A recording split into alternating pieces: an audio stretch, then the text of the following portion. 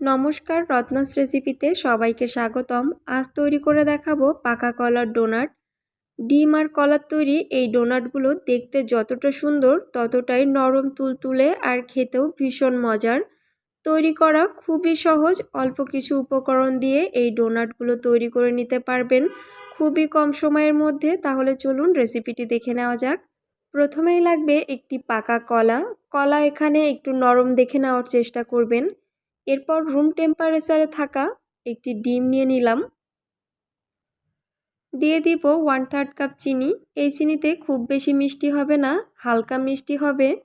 যারা মিষ্টির পরিমাণ একটু বেশি পছন্দ করেন তারা এখানে চিনির পরিমাণটা বাড়িয়ে দিবেন।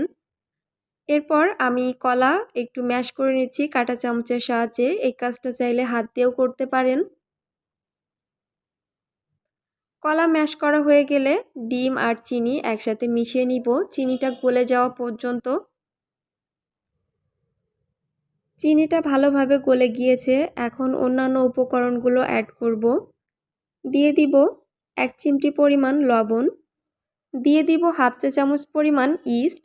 এখানে 1/2 চা চামচের বেশি ইস্ট দেওয়া যাবে না, তাহলে খাওয়ার সময় ইস্টের গন্ধ লাগবে। এরপর দিয়ে দিব 1/4 কাপ সয়াবিন তেল। ইস্ট মিশিয়ে নিব যেন দলা বেঁধে না থাকে, তাহলে খুব ভালোভাবে ইস্ট অ্যাক্টিভ হয়ে যাবে। মেশানো হয়ে গিয়েছে, এখন দিয়ে দিব 1 কাপ মতো আটা। আমি এখানে আটা এবং চালের গুঁড়া ব্যবহার করব। তো প্রথমে আটা দিয়ে কিছুক্ষণ মিশিয়ে এরপরে অল্প অল্প করে চালের গুঁড়া অ্যাড করব, এতে মিশ্রণটা খুব ভালো হবে। এখন হাত দিয়ে আমি একটা ব্যাটার তৈরি করে নিব। চাইলে আপনারা এই কাজটা হ্যান্ড হুইস্কের সাহায্যেও করতে পারেন, তবে হাত দিয়ে করলেই বেশি ভালো হবে। কলাগুলো খুব সুন্দর মতো ম্যাশ হয়ে যাবে। মেশানো হয়ে গিয়েছে, এখন দিয়ে দিব চালের গুঁড়া। এখানে 1/2 কাপের একটু বেশি চালের গুঁড়া দিয়ে দিব, মানে 200 গ্রাম মতো চালের গুঁড়া দিয়ে দিলাম। পুরো রেসিপিটা চাইলে আটা দিয়ে করতে পারেন, তবে চালের গুঁড়া দিলে এই ডোনাটগুলো খেতে বেশি ভালো লাগে, একটু শক্ত শক্ত হয়, তো খেতে অনেক বেশি ভালো লাগে। তো আপনারা চাইলে চালের গুঁড়োটা স্কিপ করতে পারেন। ব্যাটার রেডি হয়ে গিয়েছে, এরকম একটু শক্ত টাইপের ব্যাটার তৈরি করতে হবে। ব্যাটারটা রেস্টে রেখে দিব 20 মিনিটের জন্য। হাতে যদি সময় থাকে 1 ঘন্টা রেখে দিবেন, তাহলে ইস্ট খুব ভালোভাবে অ্যাক্টিভ হয়ে যাবে। তো 20 মিনিট পরে আমি দেখিয়ে দিচ্ছি, মোটামুটি সেট হয়ে গিয়েছে, হাতে কিন্তু লাগছে না। এখন 2 হাতে ভালো করে আমি তেল মাখিয়ে নিয়েছি। অল্প অল্প করে ব্যাটার নিয়ে এভাবে হাতের তালুর মধ্যে একটু ঘুরিয়ে গোল শেপ করে নিব। মাঝখান থেকে আঙ্গুল দিয়ে আমি এরকম একটু গোল করে দিলাম। আপনারা চাইলে আপনাদের পছন্দ মতো ছোট বা বড় সাইজের করে নিতে পারেন। এগুলো তৈরি করে সঙ্গে সঙ্গে তেলের মধ্যে ছেড়ে দিতে হবে, কোনোভাবেই অন্য পাত্রে রাখা যাবে না। তেলটা কুসুম গরম অবস্থাতেই কিন্তু ডোনাটগুলো দিবেন। তেল যদি বেশি গরম থাকে তাহলে ডোনাটগুলোর উপর থেকে কালার চলে আসবে, ভেতরটা কাঁচা থেকে যাবে। চুলার আঁচটা লোতে রেখেই ডোনাটগুলো ভাজবেন, তাহলে ডোনাটগুলো ভালোভাবে ফুলবে। ডোনাটগুলো এই পর্যায়ে অনেকটাই ফুলে গেছে।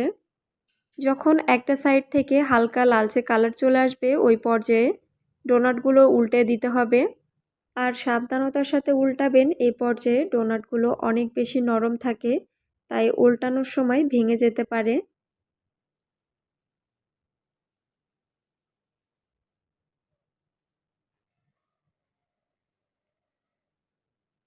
একটু পরপরই এভাবে উল্টে পাল্টে দিবেন, তাহলে ভেতরে কাঁচা থাকবে না আর দুই পাশ থেকে সুন্দর কালার চলে আসবে।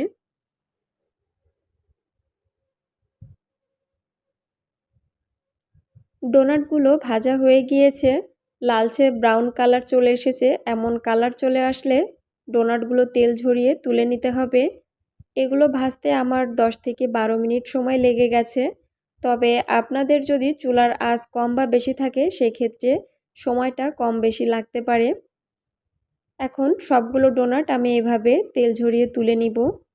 এগুলো ঠান্ডা হওয়ার পরে কালারটা আরও কিছুটা ডার্ক হয়ে আসবে, তো এর থেকে বেশি কালার করতে যাবেন না, না হলে একদম কালচে হয়ে যাবে, দেখতে ভালো লাগবে না। এই নাস্তাগুলো ফ্রিজে রেখে 4 থেকে 5 দিন সংরক্ষণ করে রাখতে পারবেন। এগুলো খেতে অনেক বেশি সুস্বাদু। বাড়িতে পাকা কলা নিয়ে আসলে অনেক সময় অতিরিক্ত পাকা হয়ে যায়, তো কেউ খেতে চায় না। তখন কলাগুলো ফেলে না দিয়ে এইভাবে কলার ডোনাট তৈরি করে দিতে পারেন। সবাই অনেক বেশি পছন্দ করবে।